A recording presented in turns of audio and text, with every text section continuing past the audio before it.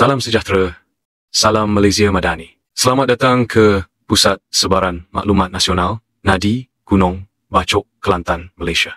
Nadi Gunong ini beralamat belakang Pejabat Penggawa Gunong. Nadi Gunong berada dalam Parlimen P025 Bachok, Dun N22 Jelawat. Nadi Gunong beroperasi setiap hari, kecuali cuti umum, dari jam 9 pagi hingga jam 6 petang. Dengan kemudahan 20 biji komputer, sebenarnya sudah mampu untuk menyediakan keselesaan semasa pembelajaran, dengan kelajuan internet yang sentiasa dipertingkatkan, di samping itu dengan bantuan petugas yang sangat mesra dan bersedia membantu pelanggan yang memerlukan bantuan. Suasana pejabat yang sangat baik dan berhawa dingin, sungguh selesa bila berada di sini.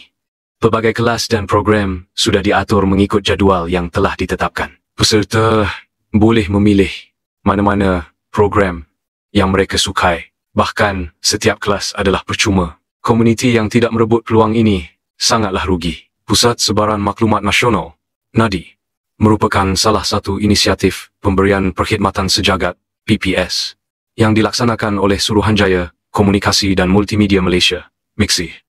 Untuk memperkasakan program keusahawanan, Nadi Gunong akan berusaha untuk melahirkan usahawan yang berdaya saing dan lestari melalui perkhidmatan pintar yang disediakan. Dalam program pembelajaran sepanjang hayat, Nadi Gunong telah menyediakan platform bagi golongan yang tidak berkemampuan serta tercicir untuk mendapat pendidikan dan kemahiran. Melalui program kesejahteraan kendiri, Nadi Gunong berusaha merapatkan jurang pengetahuan berkenaan kesihatan dan kesejahteraan kendiri di kalangan komuniti setempat. Melalui program kesedaran, Nadi Gunong akan mengawal selia kendiri serta menyedari batasan penggunaan internet dan media sosial. Akhir sekali, dengan program inisiatif kerajaan, Nadi Gunong akan menyebarluaskan maklumat berkenaan inisiatif kerajaan yang terkini dengan tepat. Okey, itu sahaja dari kami.